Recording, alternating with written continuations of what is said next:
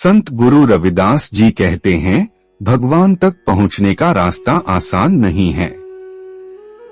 यह रास्ता कठिन है, पर अगर मन सही दिशा में चलता है तो कोई भी कठिनाई उसे रोक नहीं सकती। क्या आपने कभी महसूस किया है कि मन एक बैल की तरह अनियंत्रित है? संत रविदास जी बताते हैं कि इसे सही दिशा में ले जाने पर यही मन सबसे कठिन रास्तों को पार कर सकता है। घट अवघट डूगर घना एक निर्गुणु बैलू हमार, रमैये सिउ एक बनती मेरी पूंजी राखू मुरारी।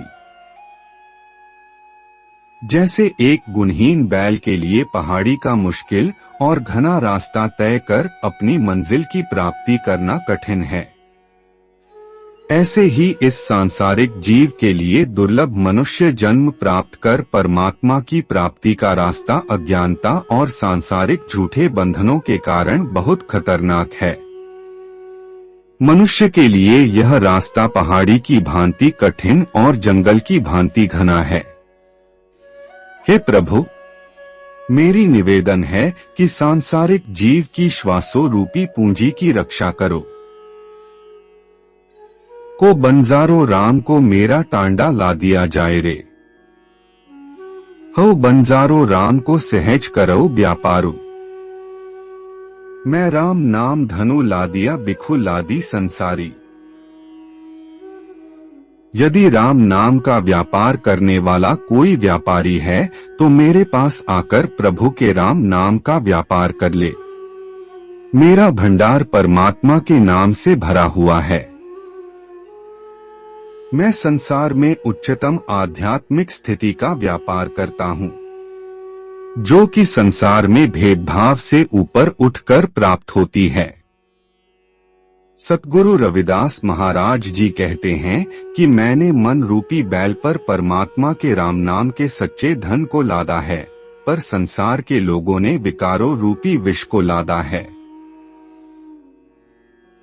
उर्वार पार के दानिया लिखी लेहु आल पतालू, मोही जम डंडू न लागई तजीले सरब जंजाल। मैंने इस संसार में प्रभु के सच्चे नाम का व्यापार किया है। लोक परलोक का हिसाब रखने वाले चित्रगुप्त मेरे भाग्य में जो मर्जी लिख लो, मुझे यमदूतों का दंड नहीं लग सकता, क्योंकि मैंने संसार के सभी जंजालों को छोड़ दिया है। जो जीव इस संसार में परमात्मा का नाम सिमरन करता है वह जीवन मुक्त हो जाता है। जैसा रंगु कसुंभ का तैसा इहु संसारू, मेरे रमैये रंगु मजीठ का कहू रविदास चमार। जिस तरह कसुंभ का रंग कच्चा और अस्थिर है, उसी तरह यह संसार भी अस्थिर और नाशवान है।